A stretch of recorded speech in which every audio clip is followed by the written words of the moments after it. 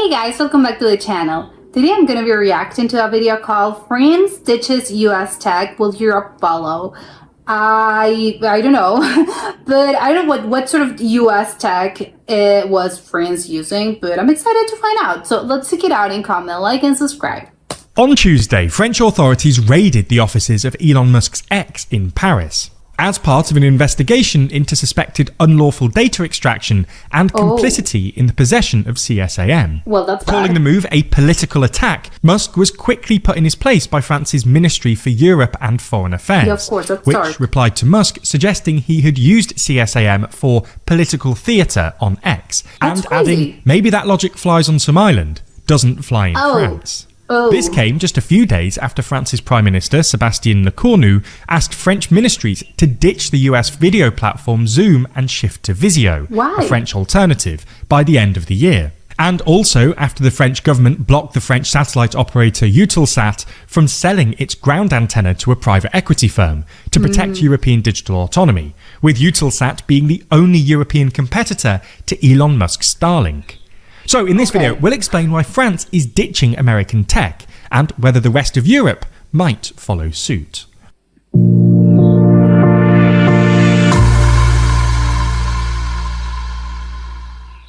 If you love staying informed and want some of the best reporting on YouTube, then subscribe and ring the bell for more. Let's get straight into it and explain why France is ditching American tech.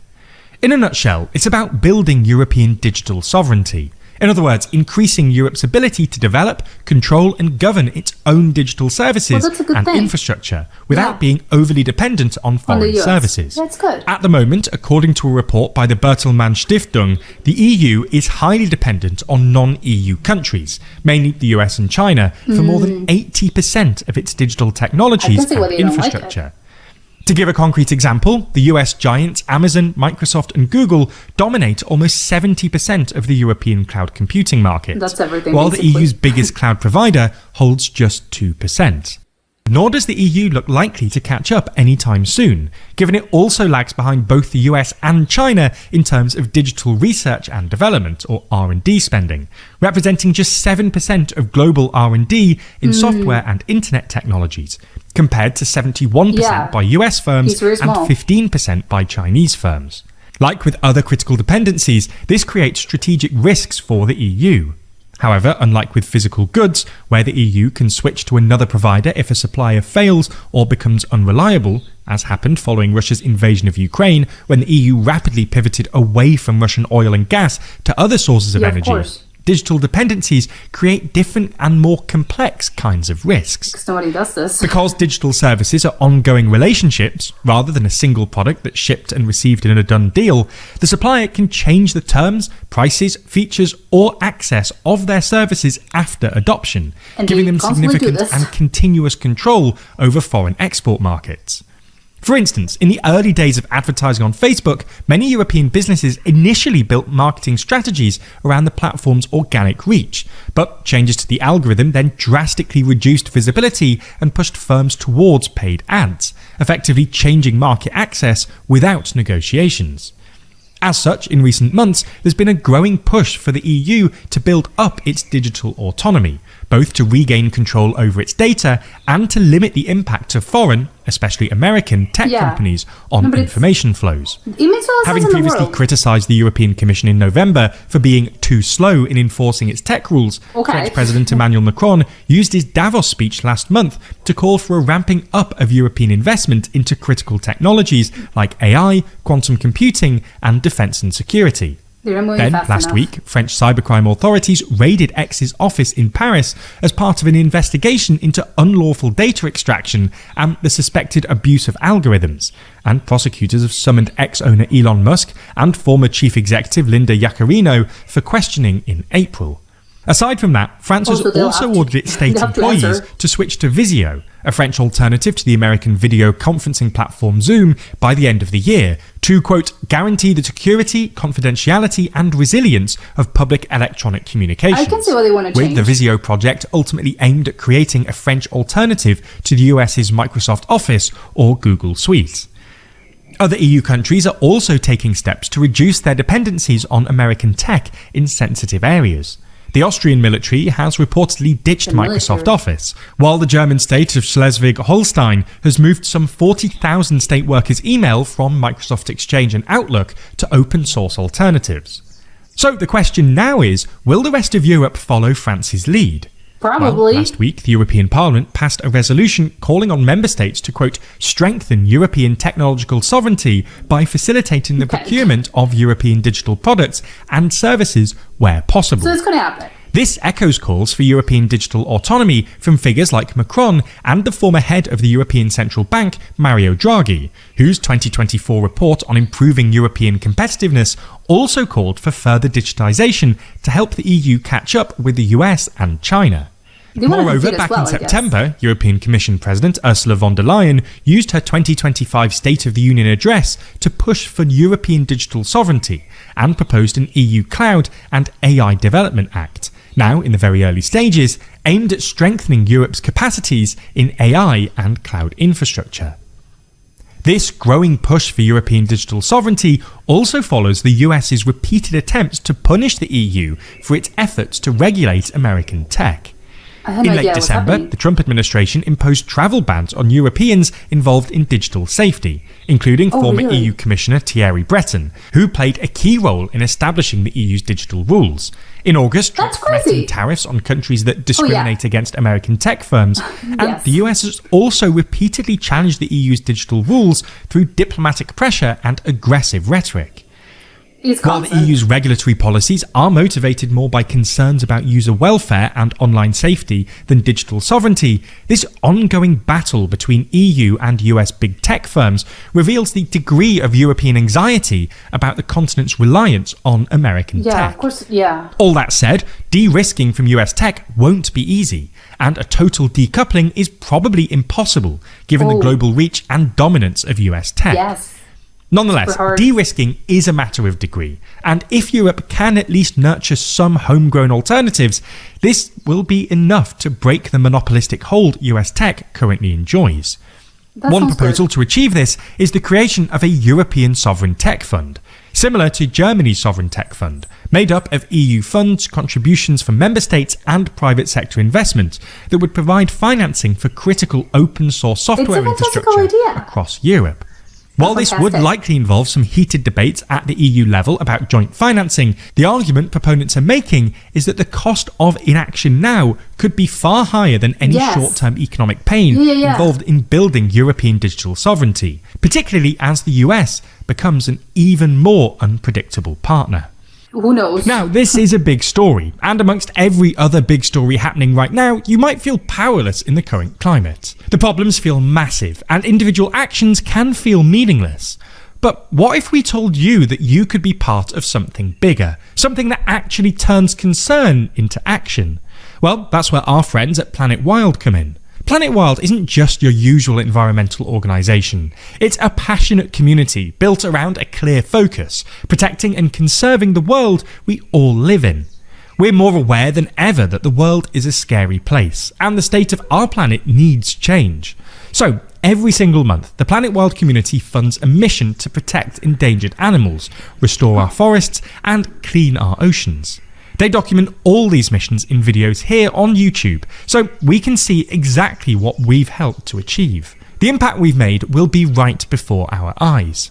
From cleaning up Mumbai's plastic river to protecting Europe's last ancient forest, and even saving elephants with the help of bees, Planet Wild will stop at nothing to make the world a better place for every living being on it. So, where do you and I come in? Well, by becoming a member, we're directly funding a brand new nature mission from the comfort of our own home. We support, they execute. If you want to join the growing community making a real difference, Planet Wild is the place to be.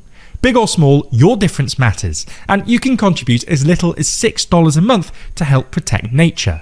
We're big fans of Planet Wild, so much so that the first 100 people to use code NEWSEU2 will get their first month paid for by us. Just scan the QR code on screen or click the link in the description. By joining today, you'll immediately make a difference and even be able to see your impact in less than 30 days on YouTube right here. You can cancel your membership at any time, so there's absolutely no catch, just an easy and remarkable way to create real and lasting change. If you want to see them in action, check out their mission at cleaning up Mumbai's plastic river. This is a very interesting topic. I don't think I've heard of this before, but I think it makes all the sense in the world to me. It's especially, I think, that word about they don't really know how, you don't know what's coming in the future. I think obviously nobody knows, but you have to be prepared. Especially I think in this day and age, it's always, I think, a good idea to sort of have all your bases covered, because in this case in particular, obviously they're talking, about, you don't know how. Political unrest is, I think, it's happening everywhere. It's a whole thing. And you don't even know, what's going to happen in 5 years, 4 years, 3 years from now, because obviously, presidents change and governments change, and you don't know what the politics of the next government are going to be. So this is whole, it's a bit chaotic. And I think the only, thing people can do, it's probably, I can only change things, as much as I can, obviously for myself, because I can't control what's happening in other places that obviously affect me, because we live in a global society, we live in a global world. So everything that other countries, other territories do ends up affecting you some way or another. So whatever, you can't obviously do anything about them, because it's only in the opposite side of the Atlantic, it's in the opposite side of the world, but of the earth. But what you can do is, I can actively make some changes to protect my assets, to protect my whatever it is I want to protect. But it's gonna come obviously from us, because you don't know what's gonna happen in other places. So I really like the idea. I think it sounds safe, and it sounds great for them. I had no idea they were using that much of U.S. tech companies in order to, I don't know, because it's everything, I'm actually surprised about how little they use, I think, the cloud services and all of that. I think whatever we see, because it's not technological asset, I don't know, we're creating a new type of fridge. No, I'm talking obviously about cloud, the cloud, which is this thing that I don't really understand. Because I know it, but it's a nebulous concept. It's in the cloud. But what's the cloud? I couldn't tell you. I think it's just a server. I don't know. But, obviously when it comes to countries, and everything's kept in servers, everything's kept in the cloud. It's a really important thing. And obviously it's very valuable, because it's not about, sometimes the asset, it's not a physical thing. Sometimes it's just information. Sometimes it's data. And that's really valuable. That's something that you need to protect. So I can't understand why they don't want to be subjected to, a president's sort of whimsy, or, you don't know what happens, because obviously all those private tech companies, they are also kind of subjected to whatever governments fancy, and you don't know how things change. So I don't really blame them just because everything's happening in the world. I think it's time for us to take a step back, just because we're seeing everything was happening with Twitter and X and all of that. Yeah, they don't want this, because we want to have our own.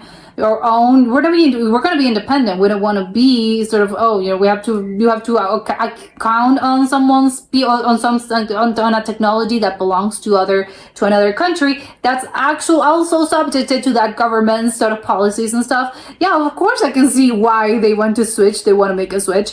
I was just surprised by how they used this, because I don't know why I thought that Europe probably had its own sort of, the big companies that they used in order to store those kind of things, or whatever sort of technology they use, as in, whatever type of technology.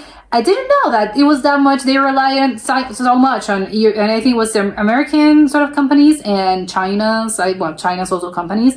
So it was only 7%, which I'm surprised about, because I know that how come they haven't made the switch? I think that was the most surprising thing about this whole video is, but maybe it happens because they didn't realize it was that much of a problem, and maybe maybe they didn't realize it was taking up that much space, the space of, in the pie chart, and you have, you're relying on US technology and China's technology, and you're thinking, it's fine, because Europe with so many countries also contributes. But I don't think once you actually have you look at the statistics, I think we're sort of, we're relying too much on other countries in other continents, instead of surrounding ourselves with, because we're supposed to be the EU, we're supposed to be the European Union, and we're supposed to help each other, right? That's why we have a European Union.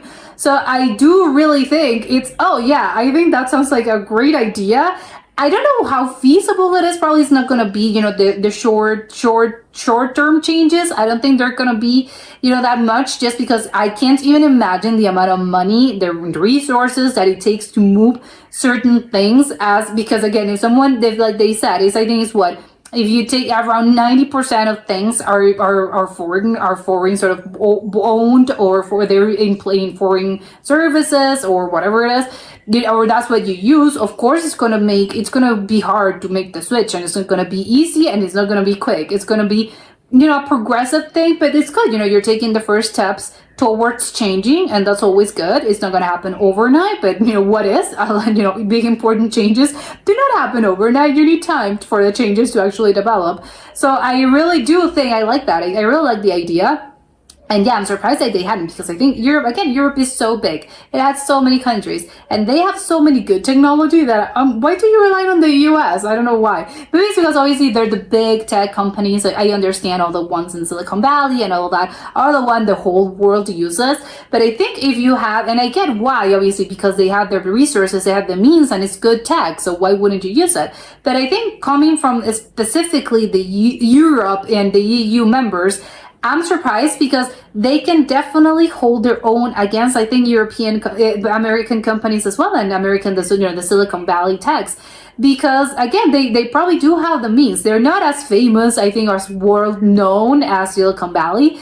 But it's only because they don't want to, I think, because I think if they actually make, a pledge of, no, we're going to begin with this, then probably, give it time. And they'll also have their own Silicon Valley with different companies that the world's going to start using as well, because I definitely think they have the resources, they have the know-how.